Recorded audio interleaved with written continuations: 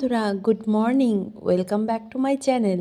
তো আজকে চলে এসেছে নতুন আরেকটি ভিডিও নিয়ে। তো আজ হচ্ছে বুধবার সকালে দেখো এই যে 6টার দিকে সকালবেলা রান্না বসিয়ে দিয়েছি, কারণ আমার বর খেয়ে যাবে প্লাস টিফিনও নিয়ে যাবে। তো দেখো সবজি বানাচ্ছি। সবজিটা একটা মিক্সড সবজি হচ্ছে, সেটা হচ্ছে ক্যাপসিকাম, বিনস, আলু, গাজর, মটরশুঁটি, পেঁয়াজ কলি এসব দিয়ে রান্না করছি। তো সবজিটা হয়ে গেলে বানাবো রুটি। আটা মেখে রেখেছি। তো সকাল সকাল অনেক সবজি টবজি করা খুব চাপ হয়ে যায়, তাই না? যেহেতু আবার শীতের সকাল, সেজন্যই ঠান্ডার মধ্যে অনেক সকালে ওঠাটাও ভীষণ একটা কষ্টের ব্যাপার। সেজন্য আমি ভাবলাম যে একটা সবজি করে দেবো আর একটু আচার দিয়ে দেবো, তাহলেই হয়ে যাবে। আর সকাল সকাল ভাত দিতেও ইচ্ছে করে না, আমার বরমশাই ভাত খেতেও চায় না। মাঝে মাঝে বলে, তখন করে দিই।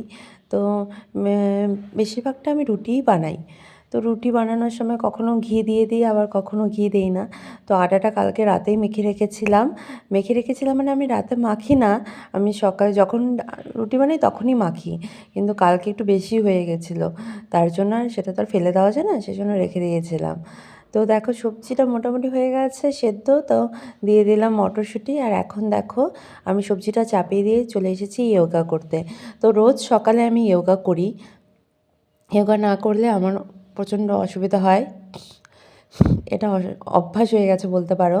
তো ইয়োগা সকালবেলা মানে ইয়োগা করবই আমি। তারপর দেখো ইয়োগা আমার মোটামুটি শেষ।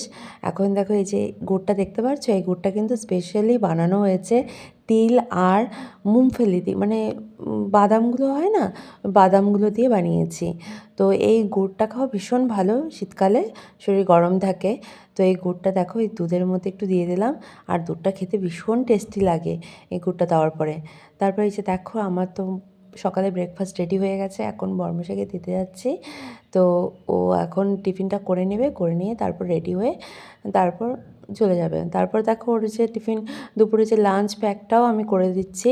যে লাঞ্চেও রুটি খাবে বলেছে, তো রুটি সবজি দিয়ে দিয়েছি, আর সাথে আচার দিয়ে দিয়েছি।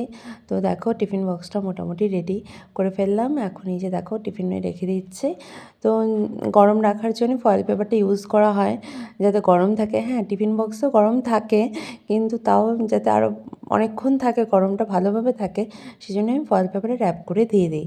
তো এই যে দেখো আচার দিয়ে দিলাম। এই আচারটা রেডিমেড কেনা, এখানে ক্যান্টিন থেকে নিয়ে এসেছিলাম আমি।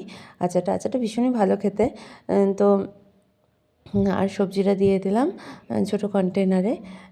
আমার টিফিন বক্স রেডি হয়ে গেছে। তো এখন দেখো বর্মশাইকে দিয়ে দেবো। আর তোমরা সবাই ভিডিওটা দেখতে থাকো স্কিপ না করে। আর সবাই প্লিজ লাইক করে দিও, কমেন্ট করে দিও, আর অবশ্যই শেয়ার করে দিও। আর অবশ্যই আমাকে ফেসবুক পেজে ফলো করে দিও, আর সাবস্ক্রাইব করে দিও আমার চ্যানেলটি ইউটিউবে। Okay, tata, bye bye, thank you everyone.